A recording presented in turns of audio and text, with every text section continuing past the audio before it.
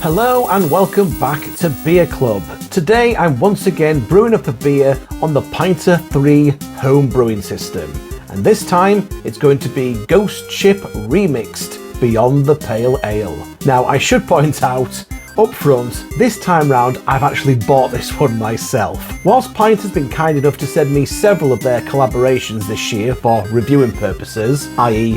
Brewdog Elvis Juice, Guinness Dublin Porter, Iron Maiden Trooper Remixed, etc. Ghost Ship actually came straight out of my own wallet through the subscription that I've taken out with Pinter. But regardless of whether I've had beer sent to me for free or not, I can guarantee you that you will always get my completely unbiased take on this channel. For those unfamiliar, Ghost Ship is probably Adnams Brewery's most well-known beer. I've had the pleasure of enjoying this previously on Perfect Draft at home, and it's frequently on tap at one of my local pubs. So I'm excited to see how the home brewed version stacks up to these versions. This should brew up to a respectable 4.5% ABV pale ale, and the entire process will take 13 days. That's 8 days for brewing and 5 days for conditioning. Opening the box reveals everything you need for a successful brew. The Pinter pack including the beer mixture, a sachet of the purifier, a sachet of the brewing yeast fittingly called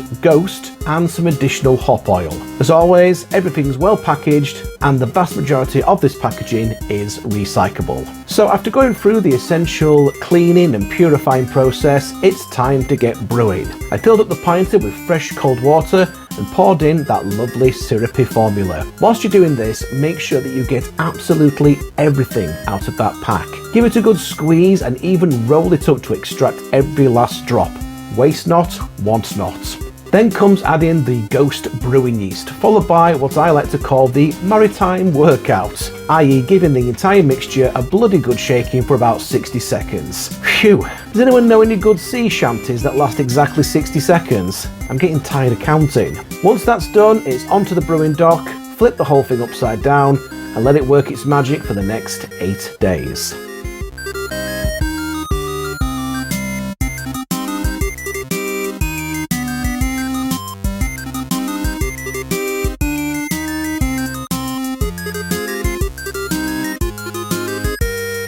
So after those 8 patient days of brewing, it's time for hopping.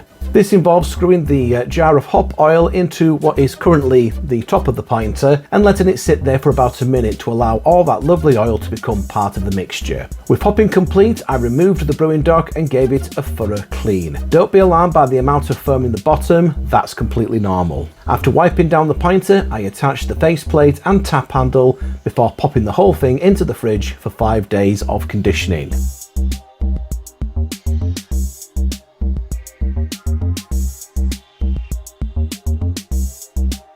And now, on to the moment we've all been waiting for, it's tasting time! That very first pour delivers a lovely copper colour. It's slightly more cloudy than the commercial versions that I've had on Perfect Draft or at the pub, but that's perfectly expected for a home brewed beer. I'm getting about 1 finger of white foamy head, and there's some good levels of carbonation visible in the glass despite the natural haziness of the home brew. On the aroma, it's packed with pleasant smells of passion fruit and mango that immediately grab your attention. There's a hint of malty sweetness with subtle notes of peachy orange, lemon and lime, and hoppiness from that hop oil addition. It's an inviting aroma that promises good things to come. So upon that first taste, this beer delivers exactly what it promises. It's crisp and clear and beautifully balanced. The citrusy hop bitterness blends seamlessly with grapefruit and pine notes, whilst a mild malty backbone provides that essential biscuity sweetness that complements the bold citrus hit perfectly. The finish is clean and refreshing with a pleasant lingering hoppy bitterness that makes this an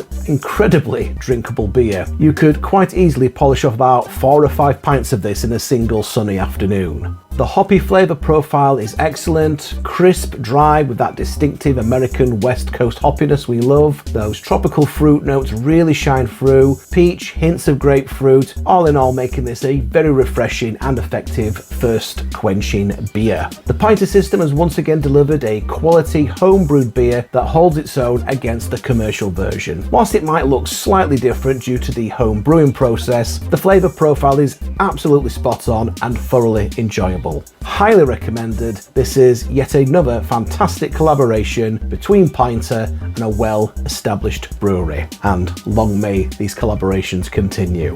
Have you tried Ghost Ship yourself?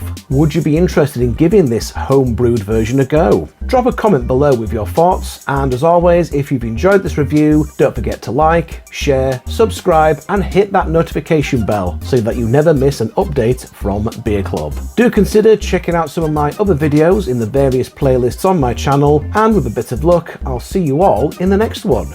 Until then, bye for now.